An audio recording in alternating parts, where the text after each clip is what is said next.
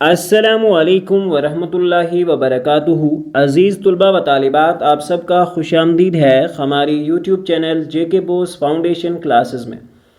پیارے بچوں، آج ہم جماعت 10ویں اردو کا سبق نمبر 5 خاکہ مولانا خالی جو ہے اس کے درسی سوالات اور جوابات کا جو پارٹ ہے وہ لے کر حاضر خدمت ہیں۔ پیارے بچوں، اگر آپ چینل پر نئے ہیں چینل کو سبسکرائب کریں اور پلے لسٹ میں جا کر آپ باقاعدہ طور پر اپنی کلاس کے سارے ویڈیوز جو ہیں دیکھ سکتے ہیں۔ تو پیارے بچوں، بغیر وقت ضائع کیے ہم آج کا جو اپنا ٹاپک ہے وہ شروع کرتے ہیں۔ سوال پوچھا گیا ہے کہ قومی اتحاد کے بارے میں مولانا خالی کا کیا خیال تھا؟ تو اس کا جواب کچھ یوں ہوگا: مولانا خالی ایک سچے وطن پرست اور قومی اتحاد کے علمبردار تھے۔ مولانا جو خالی تھے ایک سچے وطن پرست اور قومی اتحاد کے علمبردار تھے۔ ان کے دل میں ہر کسی کے لیے خلوص محبت تھا۔ وہ ہر قوم اور ہر مذہب کے سچے دل سے عزت کرتے تھے۔ وہ ہندو مسلمان اتحاد کے سب سے بڑے حامی تھے۔ تو پیارے بچوں، مولانا خالی جو تھے ایک سچے وطن پرست تھے، وطن سے محبت کرنے والے لوگ تھے اور قومی اتحاد کے علمبردار تھے۔ دو قومی نظریہ ان کا جو تھا اس کے حق میں تھے۔ ان کے دل میں ہر کسی کے لیے خلوص و محبت تھا اور قوم اور ہر مذہب کے سچے دل سے عزت کرتے تھے۔ ہر قوم ہر مذہب کی دل سے عزت کرتے تھے۔ وہ ہندو مسلمان اتحاد کے سب سے بڑے حامی تھے۔ تو پیارے بچوں، اس کے بعد آتا ہے ہمارا سوال نمبر 2۔ سوال نمبر 2 ہے: مولانا خالی نے عملی میدان میں کون سی 2 یادگاریں چھوڑیں؟ پیارے بچوں، عملی میدان میں مولانا خالی کے جو کام کیے گئے ہیں ان میں سے کون سی 2 بڑی یادگاریں ہیں؟ تو مولانا خالی نے عملی میدان میں جو 2 یادگاریں چھوڑیں ان میں ایک پانی پت میں مدرسے کا قیام ہے اور دوسری جو ہے اورینٹل لائبریری، جس سے پانی پت والے مستفید ہوتے ہیں۔ تو پیارے بچوں، اس کے بعد آتا ہے ہمارا سوال جو ہے 4، یعنی کہ یہاں پہ ہمارے درسی سوالات جو ہیں وہ مکمل ہوتے ہیں۔ اور اس کے بعد جو ہے سوال پارٹ 4 جو ہے اس میں پوچھا گیا ہے کہ مندرجہ ذیل 3 نثری اصناف کس طرح ایک دوسرے سے مختلف ہیں؟ ان میں خاکہ نگاری ہے، سوانح نگاری ہے، شخصیت نگاری ہے۔ تو ہم نے نیچے اس کا آنسر لکھ رکھا ہے، تو ہم آپ کو سمجھانے کی کوشش کریں گے کہ کس طرح سے یہ ہم نے بیان کیا ہے۔ خاکہ نگاری جو ہے ہمارا پہلا ہے۔ خاکہ نگاری کسی شخص سے جو کچھ ہمارا میل جول ہوتا ہے، اٹھنا بیٹھنا ہوتا ہے، ملنا جلنا ہوتا ہے، اس کی روشنی میں اس کے بارے میں جو کچھ لکھا جائے اس کو خاکہ کہتے ہیں۔ دوسرا جو سوانح نگاری ہے، کسی شخص کی زندگی کے حالات کے بارے میں بیان کرنے کو سوانح نگاری کہتے ہیں۔ یہ سنی سنائی بھی ہو سکتی ہے۔ شخصیت نگاری ہے، کسی شخص کے بارے میں بطور شخص ہم کچھ بھی جانتے ہیں اس کو بیان کرنے کو شخصیت نگاری کہتے ہیں۔ ایک آدمی کو ہم ایک پرسن کی نظر سے کیسے سمجھتے ہیں یا کیسے جانتے ہیں تو اس کو شخصیت نگاری کہا جاتا ہے۔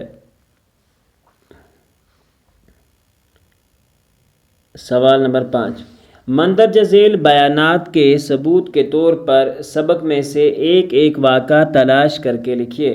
مندرجہ ذیل جو بیانات ہیں کے ثبوت کے طور پر، ان چیزوں کے جو ثبوت ہیں ان کے طور پر سبق میں سے ایک واقعہ تلاش کر کے ہم کو لکھنا ہے۔ پہلا جو ورڈ ہم سے پوچھا گیا ہے کہ آپ اس چیز کو تصدیق کریں، اس چیز کی تصدیق کریں کہ جو مولانا خالی جو تھے شہرت اور خود نمائی پسند نہیں کرتے تھے، یعنی کہ اپنی تعریف اور تعریفوں کے پل باندھنا یا کسی سے اپنی تعریف کروانا اس کو بالکل پسند نہیں کرتے تھے۔ تو جواب ہے، آپ نے لیسن میں دیکھا ہوگا کہ ذوق کے شعر اعلیٰ درجے کا ہونے کے باوجود، یعنی کہ ان کو شعر نگاری جو تھی، ان کی جو شاعری تھی وہ بڑی اعلیٰ درجے کی شاعری تھی، اتنا ہونے کے باوجود بھی خالی اس کے نمائش نہیں کرنا چاہتے تھے۔ وہ اس کو نمائش کے طور پہ لوگوں کے سامنے پیش نہیں کرنا چاہتے تھے۔ لوگ مولانا خالی سے ان کا کلام سننے کی فرمائش کرتے تھے مگر وہ کسی نہ کسی طرح ٹال جاتے تھے۔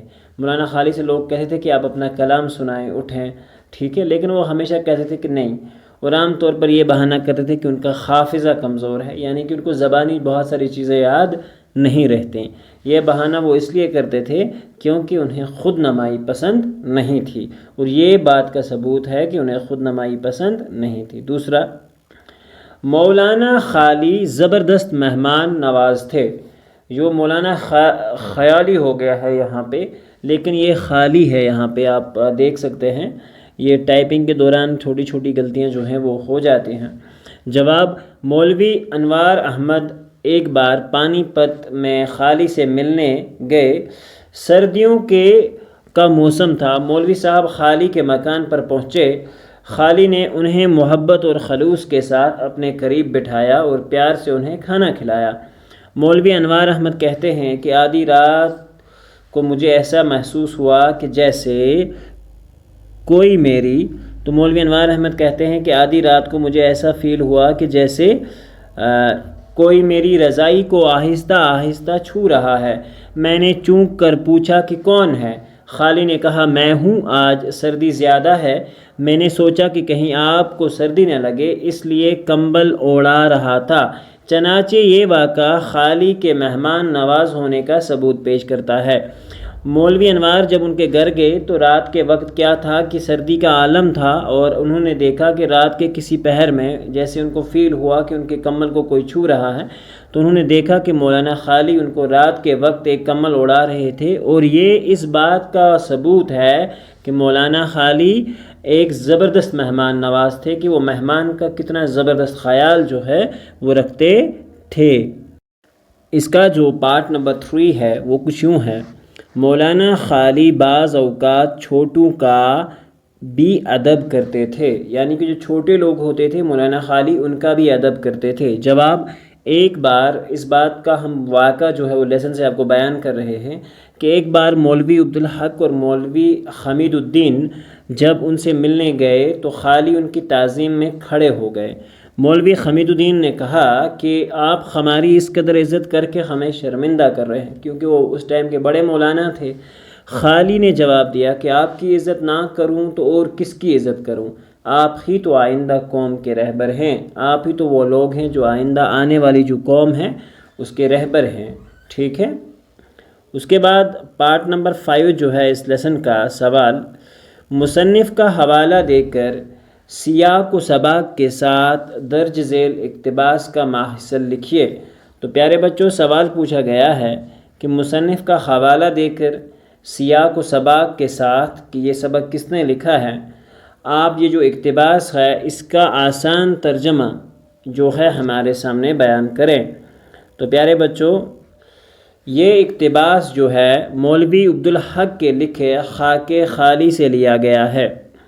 اقتباس میں مولوی عبدالحق جو ہیں صاحب مولانا الطاف حسین خالی کے خیالات و نظریات کا تذکرہ کرتے ہوئے کہتے ہیں کہ خالی جدید تعلیم کو بہت حمایت کیا کرتے تھے. جو نئے دور کی جو تعلیمات تھی اس کو زبردست حمایت کرتے تھے، اور جس قدر ان سے ہو سکا انہوں نے تعلیم کو پھیلانے کی از حد کوششیں کی، اور جتنا بھی ان سے پاسبل ہو سکا تو انہوں نے تعلیم کو پھیلانے کی زبردست جو ہے وہ کوشش کی. آئی بات سمجھ بچوں؟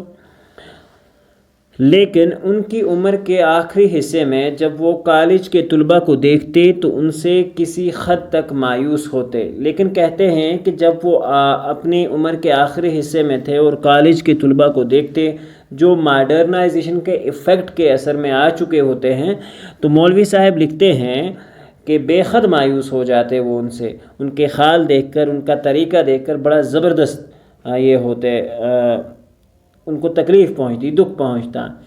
مولوی صاحب لکھتے ہیں کہ ایک دن جب علی گڑھ سے نکلنے والا رسالہ، یہاں تھا نہیں آئے گا، رسالہ جو تھا، ایک رسالہ بولتے ہیں، ایک پمپلیٹس جو ہوتے ہیں، چھوٹی چھوٹی کتابیں جو ہیں نکلنے والی تھی، ایک رسالہ جو تھا اس کا نام تھا اولڈ بوائے.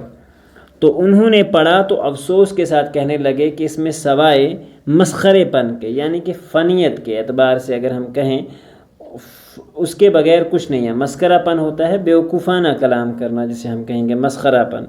تو انہوں نے مزید کہا کہ علی گڑھ کے طالب علموں، جو علی گڑھ سے طالب علم ہوں اور پڑھے لکھے ہوں، سے انہیں اس سے بہتر کام کی امید تھی. اور وہ یہ بھی کہتے ہیں کہ علی گڑھ میں پڑھے لکھے جو طالب علم ہیں تو ان سے انہیں اس سے بہتر کام کی امید تھی، لیکن افسوس ہے کہ انہیں وہ ادبی معیار قائم نہیں رکھا جس کی ضرورت تھی۔ انہوں نے یہ بھی کہا کہ وہ ادبی معیار یہ لوگ قائم نہیں رکھ سکے جن کی وقت میں ضرورت تھی۔ آئی بات سمجھ بچوں؟ شاباش۔ اس کے بعد ہمارے پاس سوال ہے خالی جگہوں کو پر کریں۔ تو پیارے بچوں خالی جگہیں جو ہیں ہمارے پاس اس طرح سے ہیں کہ مثال میں واحد اور جمع کے واحد لکھنے ہیں۔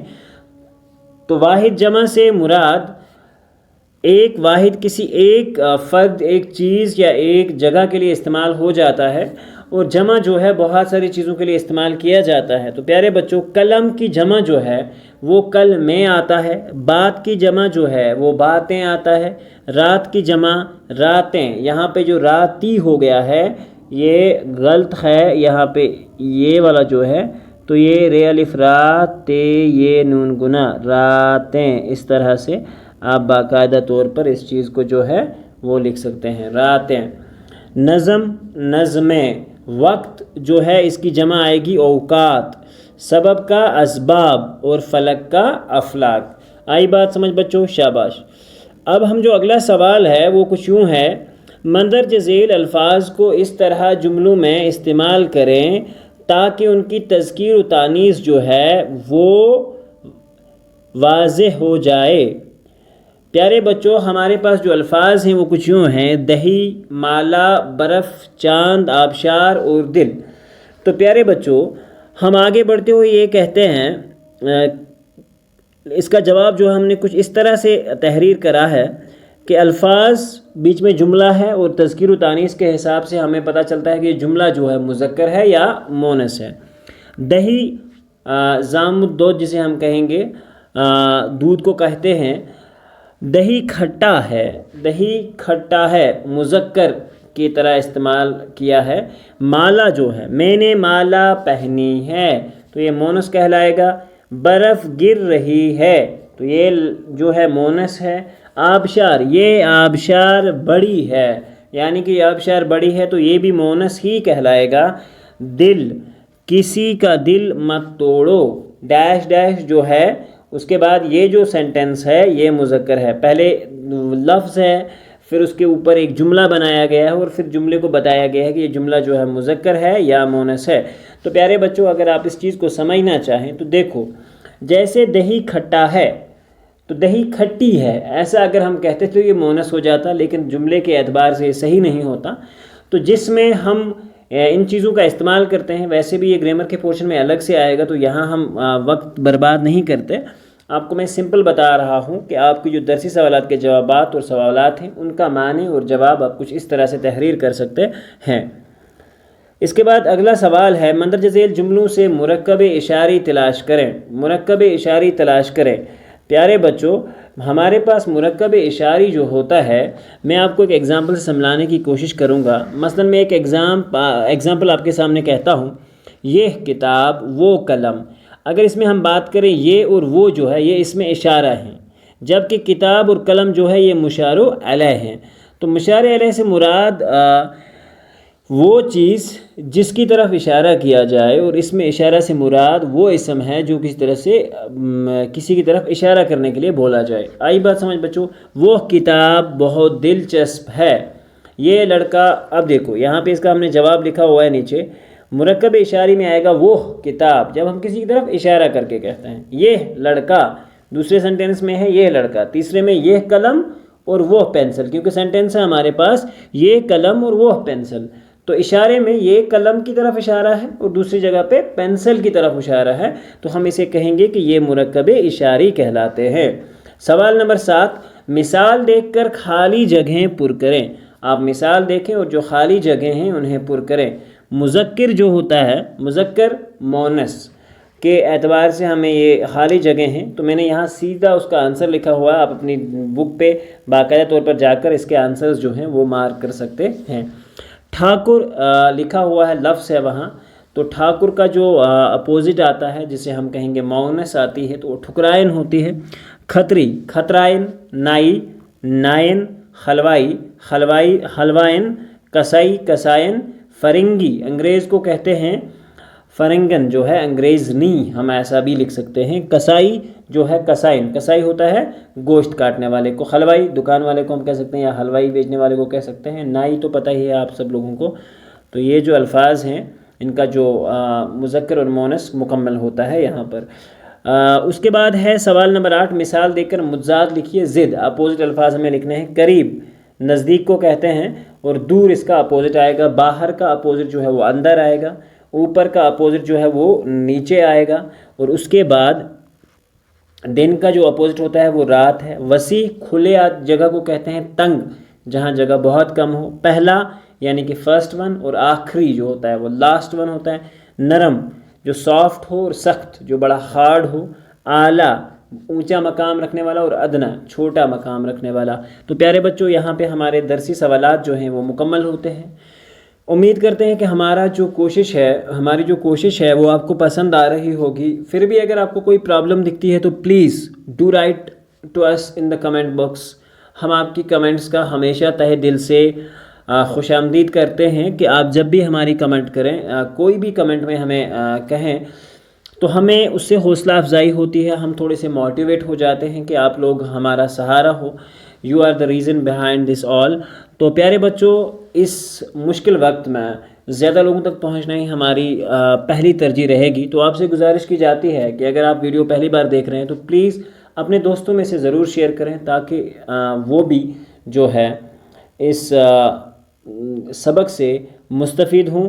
ملتے ہیں انشاءاللہ الرحمن ایک نئے ویڈیو میں. تب تک کے لیے اللہ حافظ و نگہبان.